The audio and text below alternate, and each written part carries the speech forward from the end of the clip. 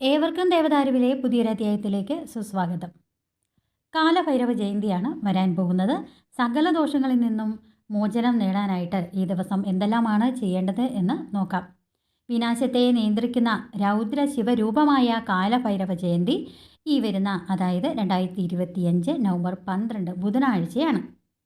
ഈ ദിവസം വ്രതമനുഷ്ഠിച്ച് കാലഭൈരവനെ പൂജിച്ചാൽ രാഹു ശനിദോഷങ്ങൾ ശമിക്കുകയും പാപമോചനം ലഭിക്കുകയും എല്ലാ തടസ്സങ്ങളും മാറി സർവകാര്യ വിജയം ഉണ്ടാവുകയും ചെയ്യും.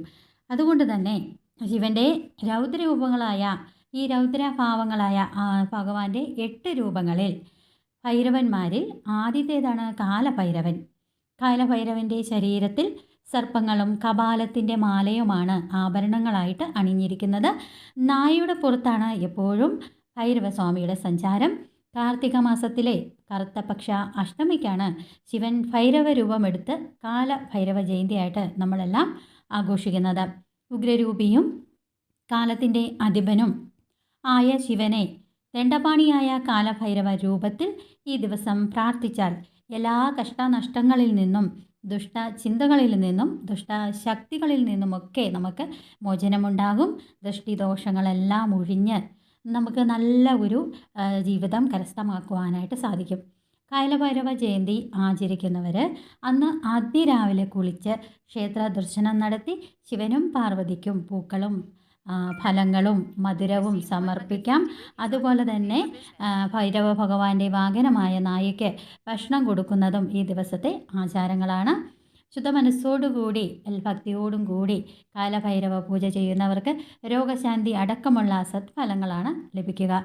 അന്നേ ദിവസം പറശ്ശിനിക്കടവ് മുത്തപ്പന് വിശേഷാൽ പൂജകൾ നടത്തുന്നതും മുത്തപ്പനെ മനസ്സിൽ ധ്യാനിച്ചുകൊണ്ട് ഭഗവാനെ സർവ ദോഷ ദുരിതങ്ങളുമൊക്കെ മാറ്റി വിനാശങ്ങളൊക്കെ മാറ്റി സർവാഭീഷ്ട സിദ്ധിക്കായിട്ട് പ്രാർത്ഥിക്കുന്നത് ഏറ്റവും ഉത്തമമാണ്.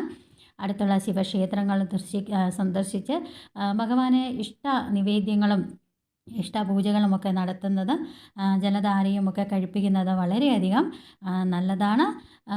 രൗദ്രഭാവമായ കാലഭൈരവ ജയന്തി നവംബർ 12 ബുധനാഴ്ചയെ ആ ദിവസം തന്നെ ഈ കാര്യങ്ങളെല്ലാം തന്നെ അനുഷ്ഠിക്കുകയാണെങ്കിൽ ഭഗവാൻ നമ്മുടെ എല്ലാവിധ രോഗദുരിതങ്ങളും മാറ്റി നമുക്ക് സർവാഭീഷ്ട സിദ്ധി ലഭിക്കുന്നതായിരിക്കും.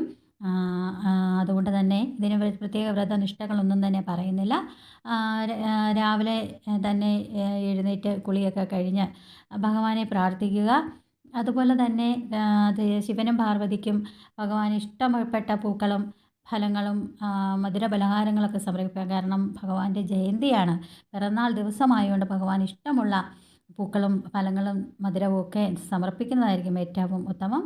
ഭഗവാന്റെ വാഹനമായ നായ്ക്ക് ഭക്ഷണം കൊടുക്കുന്നത് ആ ദിവസത്തെ ഏറ്റവും പുണ്യകരമായ ഒരു കാര്യമാണ്. ആദ്യമായിട്ടാണ് നിങ്ങളെൻ്റെ ഈ ഒരു ചാനൽ കാണുന്നതെങ്കിൽ ദയവായി സബ്സ്ക്രൈബ് ചെയ്യാൻ ശ്രമിക്കണേ. അതോടൊപ്പം ഞാനിടുന്ന ഓരോ വീഡിയോയും നിങ്ങൾക്ക് ലഭിക്കുന്നതിനായിട്ട് ബെല്ലൈക്കൺ കൂടി ഒന്ന് സ്പർശിക്കുക. അടുത്ത ഒരു വീഡിയോയിൽ വരും വരെ നന്ദി, നമസ്കാരം.